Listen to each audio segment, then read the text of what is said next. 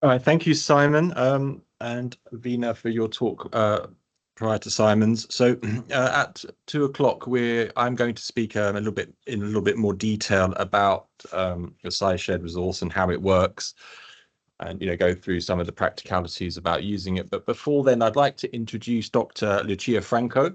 So Lucia has just completed her PhD looking at the relationship between trauma and psychosis. And I think you heard this morning from Vina, or this afternoon, sorry, from Vina, that this is, an area of research within psychosis that I think is under research, particularly at the neuroanatomical level, and something we're quite keen to develop within Psy-ShareD, over the next few years.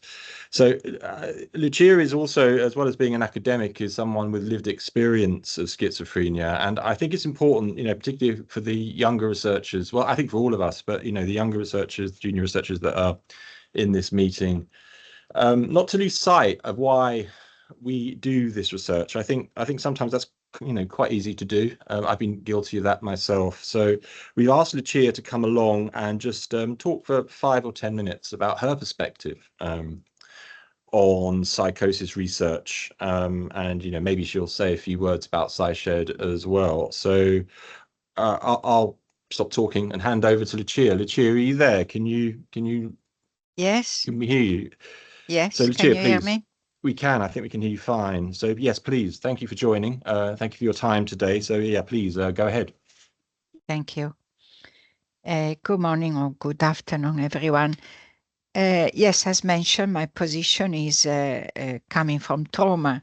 My research was based on my own experience of trauma and my journey of recovery from a trauma whose particularity is not so much the attack on me, the sexual abuse or all that took place. The particularity was, which I think is crucial to at least my trauma, and I seem to think, and I tend to think is part of what happens to other people. I found some evidence in other cases of the reason when a trauma may lead to psychosis, because not, as we know, not all trauma are going to lead to psychosis.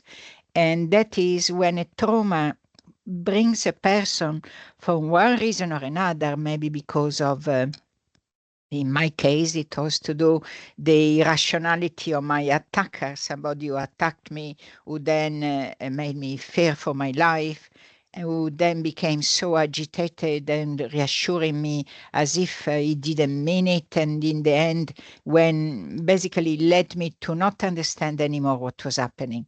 So I ended up myself living the experience as if possessed by the will of my attacker, and thinking and functioning as he wanted me to function. And I believe that that is what made me become psychotic. I found in myself I thought I was a fairly intelligent woman. I was a young adult when that happened.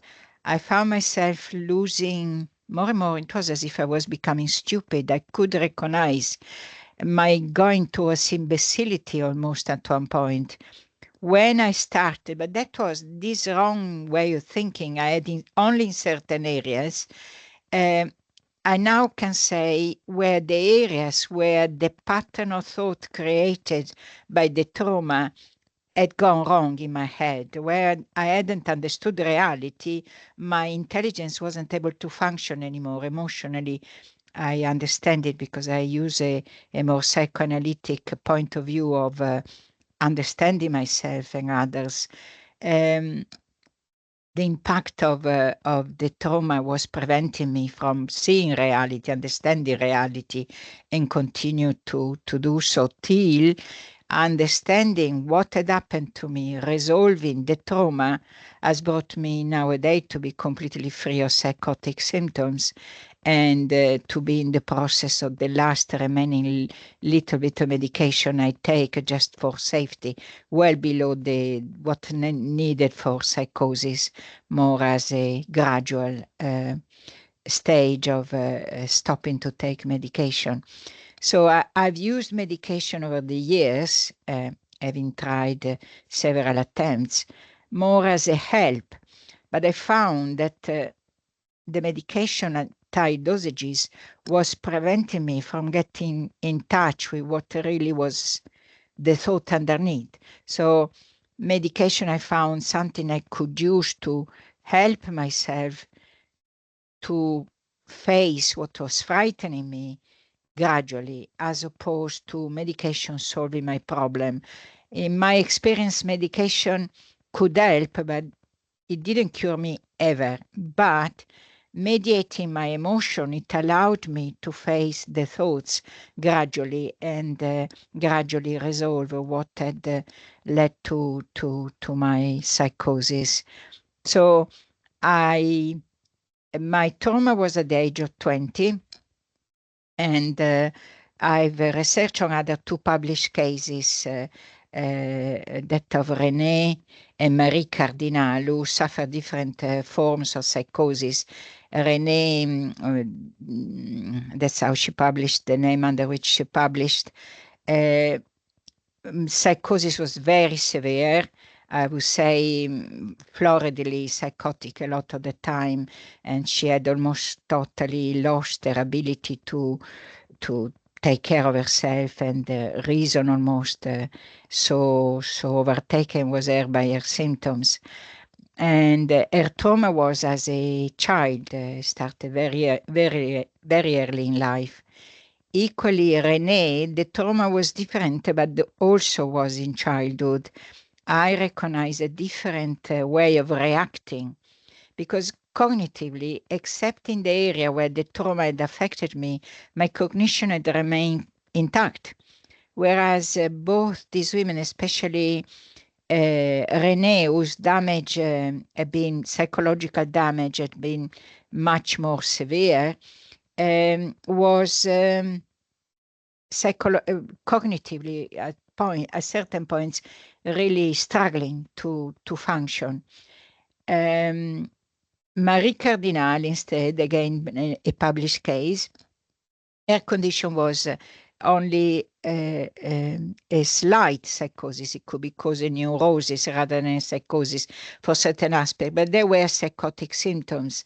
And those psychotic symptoms, in my analysis, stemmed once again by their being taken over by the will of her mother in a childhood and in growing up. However, she had defenses around her. She had another environment that protected her, according to my analysis, from the worst impact, from the total possession by the will of her mother. If we use the ancient way of understanding psychosis or possession by spirit. I use this analogy because I find it it's still apt, still makes sense. So what I found, which I think I also would be interested in knowing physiologically the brain, what the neuroimaging would reveal, what I found is my cognition, as I faced what had caused the trauma, as I was able to be stronger than the force that had brought me to think with my attacker's mind almost, in a sense. As I managed to regain full control of thinking through my own being, my own self, the cognitive impairment gradually vanished. Now, I noticed in my lifetime, I've known several people with psychosis and with schizophrenia and other forms of psychosis, and I often find trauma behind their experience in life. Often it's hidden or overlooked, because I think that trauma has so many faces that some of them we don't even know they're there, and we don't acknowledge. And once we start to understand, or at least that's what I notice in a lot of people that I've known over the years.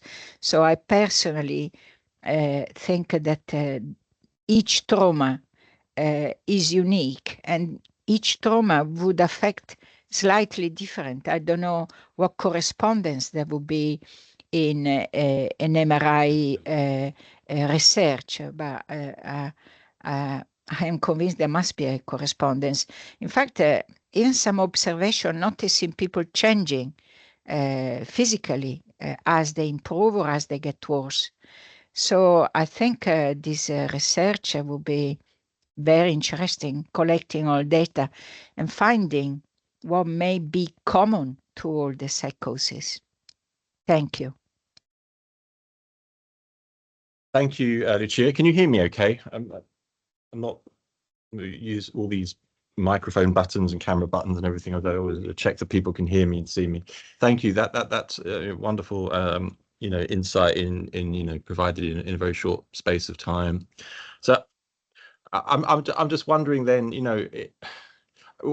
I guess our main objective, obviously, we're working within the sort of parameters of neuroanatomical research, but presumably, from your perspective, you would agree that any initiatives that allow us to increase research capacity have to be a good idea. Yes, definitely. I think I would be very interested. I suspect that had we a better understanding of trauma, maybe from a certain, if we take as trauma also some biological impact on somebody, something like anything that can happen in life, that can be considered a trauma. So I don't know if the question was directed at me, but if it was, I think it would be extremely relevant, because I feel that the solution or the healing is only made possible once we understand what causes.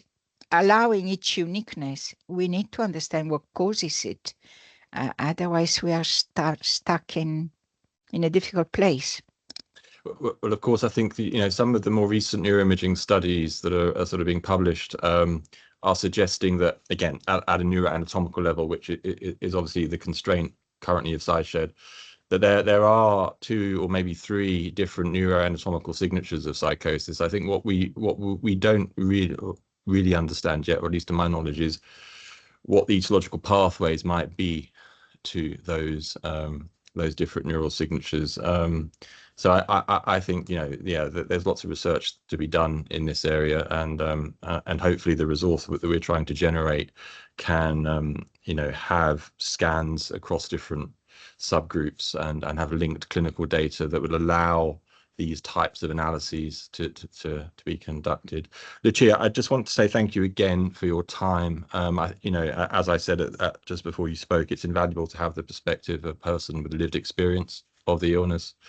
And I hope you can stay for a little bit longer and listen to some more, join us for some more of the workshop. So I don't know if people can show their appreciation with reactions, the hand claps or whatever it works. But I'd just like to say thank you to Lucia. Thank you.